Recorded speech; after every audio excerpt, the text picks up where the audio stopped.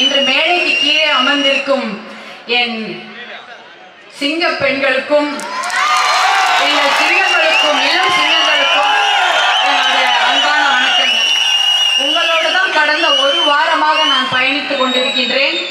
தகடூர் மகளாகவே என்னை நான் கருதுகின்றேன். தர்மபுரி எனக்கு தாய் வீடு போலத்தான்.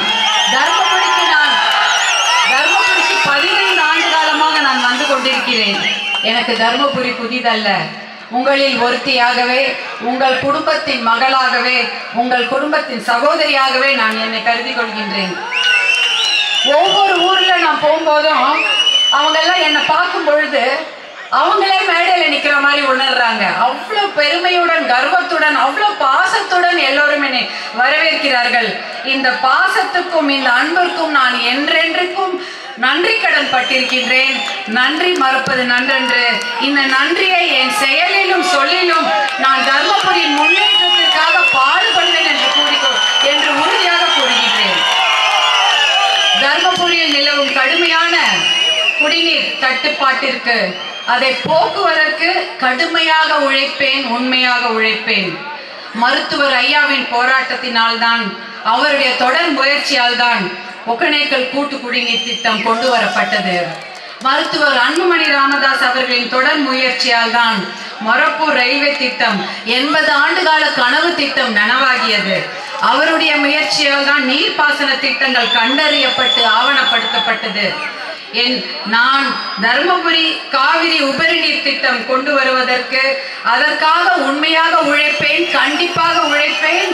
அதற்காக அதை கொண்டு வருவதற்கு உறுதியாக இருக்கிறேன். கண்டிப்பாக அதை கொண்டு வருவேன் என்று உறுதி கூறுகின்றேன். நம்முடைய குடும்பங்கள்ல ஒவ்வொரு குடும்பங்கள்லயும் எல்லாரும் பிரிஞ்சிருக்கிறாங்க. ஒருத்தர் கூட ஒரு குடும்பத்துல கூட எல்லாரும் ஒரே ஊர்ல இல்ல, பாதி பேர் வெளியூர்ல இருக்காங்க. அந்த தர்மபுரி மண்ணின் மைந்தர்களை மறுபடி நம்ம ஊருக்கு கொண்டு வரணும்னா நிறைய தொழிற்சாலைகள் அமைக்கப்பட வேண்டும். இந்த சிப்காட் வளாகத்தில் மிகப்பெரிய தொழிற்சாலைகளை அமைத்து குடும்பத்தில் ஒருவருக்காவது வேலை கொடுக்க நான் கண்டிப்பாக உறுதியுடன் பாடுபடுவேன் என்று இங்கு கூறிக்கொள்கின்றேன். என்னுடைய சகோதரிகளை ஒரு நாளும் நான் பார்த்துட்டு இருக்கிறேன்.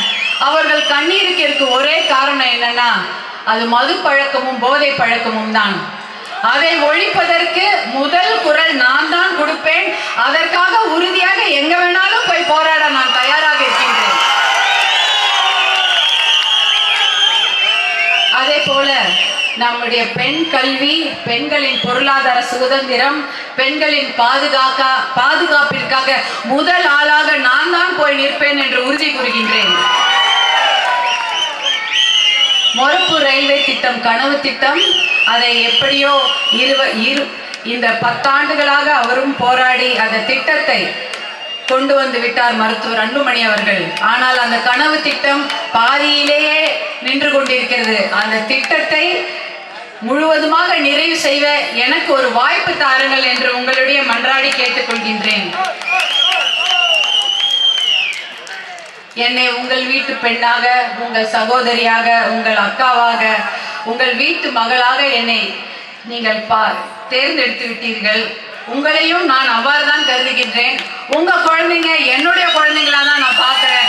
அவங்க வருங்காலம் நல்லா இருக்கணும்னு நான் உண்மையாக உழைப்பேன், உறுதியாக உழைப்பேன். உங்களோடு தோளோடு தோள் நின்று உங்களின் குரலாக எங்கெங்கும், அது பாராளுமன்றமாக இருந்தாலும் சரி, வேறு எந்த பக்கமாக இருந்தாலும் சரி, உங்களுக்காக தோளோடு தோள் நின்று உறுதியாக போராடுவேன், உழைப்பேன், கடுமையாக உழைப்பேன் என்று உறுதி கூறுகின்றேன்.